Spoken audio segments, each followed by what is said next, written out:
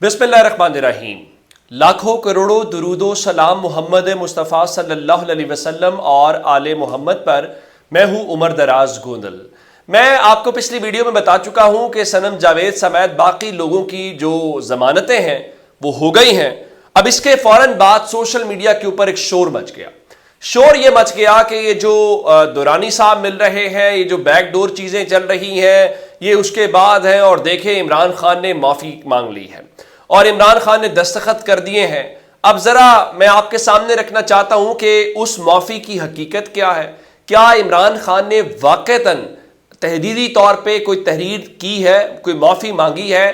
तहरीक इंसाफ वाले क्या बता रहे हैं और वो जो सोशल मीडिया के ऊपर चीज़ें इस वक्त सर्कुलेट कर रही हैं वो उनकी हकीकत क्या है? उसके लिए आपको थोड़ा सा तसल्ली से सुनना पड़ेगा। मैं आपके सामने रख देता हूं। एक तहरीर आज सादा कागज के ऊपर लिखी हुई आई है जिसमें लिखा गया मुआफीनामा। पार्टी रहनुमा इबाद फारूक के कमसिन बेटे की रहलत का सुनकर दिल मगबूम हो गया। मैं अहले खाना के दुख में बराबर का शरीक हूं। अल्लाह उन्हें सब्र अता फरमाए, आमीन।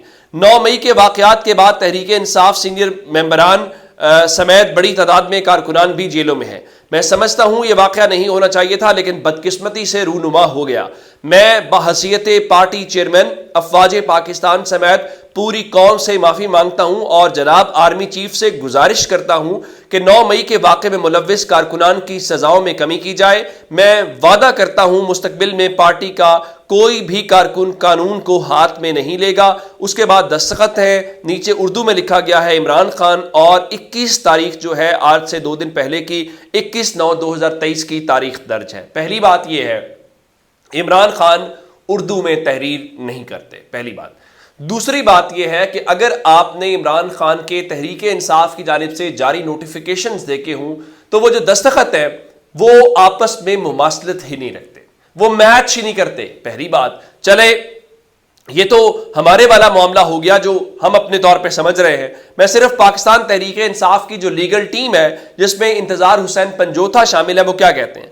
वो कहते हैं कि खान के जाली दस्तखत करने वाले ने कोशिश अच्छी की, लेकिन जो बात इस खत में लिखी गई है वो सच नहीं है।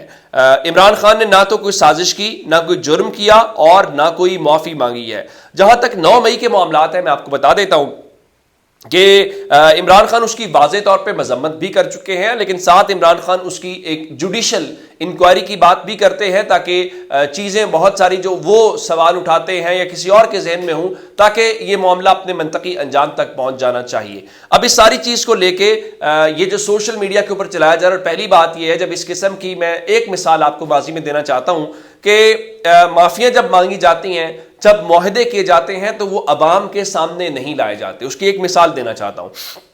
जनरल मुशर्रफ ने मार्शल लॉ लगाया, उसके बाद शरीफ खानदान ने एक डील की और डील करने के बाद जद्दा पहुंच गए।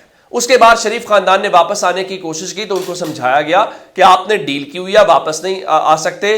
तो उसके बाद वो बाहर से शहजादे आए और उन्होंने खड़े होकर मुआहदा लहराया जिसमें कहा गया कि आपने ये मुआहदा है, लेकिन शरीफ खानदान ने मुआहदे से इनकार नहीं किया। हाँ, फिर ये कहा कि हमने इतने साल का मुआहदा किया था तो वो दुरानी है। तो इस हवाले से अगर कोई आपको ये कहना चाहता है कि अगर कोई माफ़ी तलाफ़ी होती है तो वो तहरीरी तौर पे उर्दू ज़बान में, फिर इतनी सलीस उर्दू के साथ, फिर इतनी खुशखती के साथ। इमरान खान की अगर आप राइटिंग देखेंगे, जो उन्होंने लेटर्स लिखे हैं, मिसाल के तौर के ऊपर जो चीफ जस्टिस को लिखे हैं या बाकी कैमरों की मौजूदगी में लिखे हैं, वो हमेशा अंग्रेजी जबान के अंदर लिखते हैं और अंग्रेजी में उनकी तहरीरें होती हैं, उनके दस्तखत भी नहीं है। तो ये सिर्फ और सिर्फ झूठ फैलाने की एक कोशिश है जो इस वक्त की जा रही है। उसकी वजूहात क्या है? उसकी वजूहात ये है कि चीज़ें कुछ इस किस्म की हो रही हैं कि उनको रेलिवेंस बनाने की कोशिश की जा रही है। और मैं सिर्फ इतनी बात कहना चाहता हूं कि सारी बातें अपनी जगह के ऊपर होंगी, लेकिन इमरान खान डील, माफ़ी उसकी ये नहीं है। ये लोगों का ख्याल है, लोगों ने उसके बारे में बहुत ज़्यादा चीज़ें फैलाई, उसने एक एक करके वो गलत साबित की और इमरान खान ये भी गलत साबित कर देगा।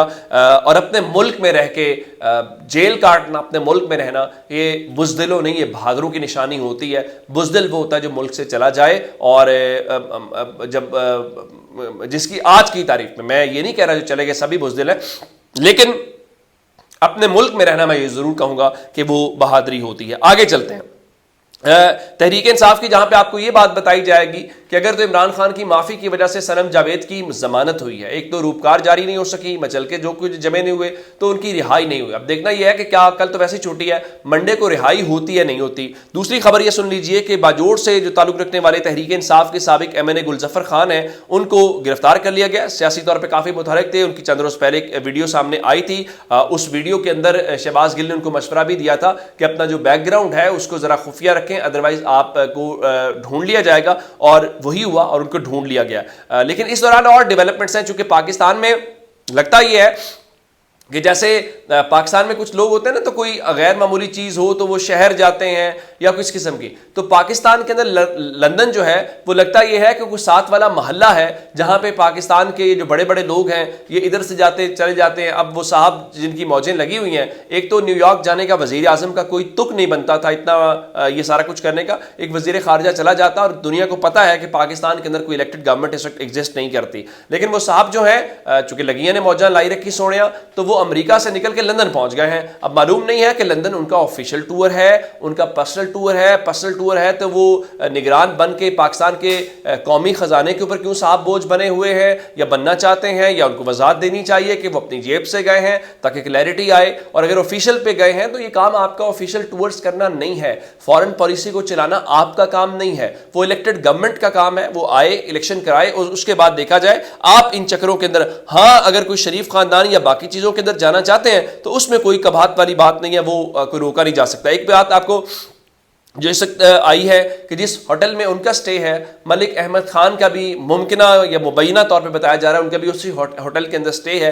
یہ ملک احمد خان ہی تھے وہ جنہوں نے جنرل باجوہ اور مسلم لیگ نون کے درمیان وہ سارے محبت نامے کروائے، اور بعد میں اس وقت تو نہیں مانتے تھے، بعد میں لیکن مان گئے۔ اسی بنیاد کے اوپر یہ جو ملک احمد خان ہیں ان کو وزارتیں ملی، سب کچھ ملا۔ تو کیا اب بھی کوئی ایسی چیز؟ اور اب تو پیپلز پارٹی سب لوگ کہتے ہیں کہ یہ جو نگران حکومت ہے یہ مسلم لیگ نون کی ہی حکومت ہے۔ اب پیپلز پارٹی والے جو ہیں انہوں نے ایک بار پھر کھیل کھیلا ہے، اور نواز شریف کا آخری سہارا پھر پیپلز پارٹی ہی ہوتی ہے۔ یہ الگ بات ہے کہ پھر پیپلز پارٹی والوں کو بھی وہ جھنڈی کروا دیتے ہیں۔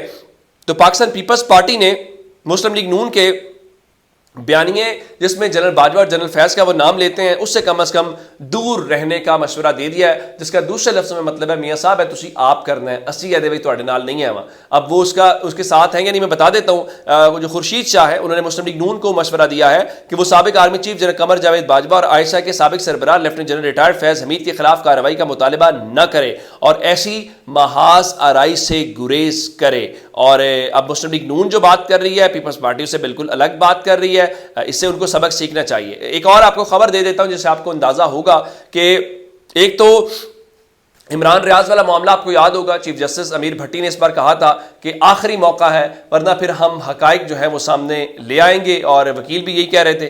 تو اس کے بعد 26 ستمبر کو بازیابی کا آخری موقع اور دوسری صورت میں سخت کارروائی کا حکم دیا۔ تو اس کے فوراً بعد جو ہے وہ اب ہوا یہ ہے کہ جو ان کے داماد ہیں علی افضل شاہی جو پاکستان تحریک انصاف کے ٹکٹ کے اوپر الیکشن جیتے تھے، تو بتایا گیا ہے کہ فیصل آباد میں جو حساس ادارے کا دفتر ہے اس کے اوپر 9 مئی کو جو کچھ ہوا اس کے اندر چونکہ نام آتا ہے علی افضل شاہی کا، تو علی افضل شاہی کو جو حساس ادارے کے دفتر کے باہر جو کچھ ہوا اس معاملے کے اندر گرفتار کرنے کے لیے جو پولیس ہے اس نے باضابطہ طور پہ عدالت سے اجازت مانگ لی ہے۔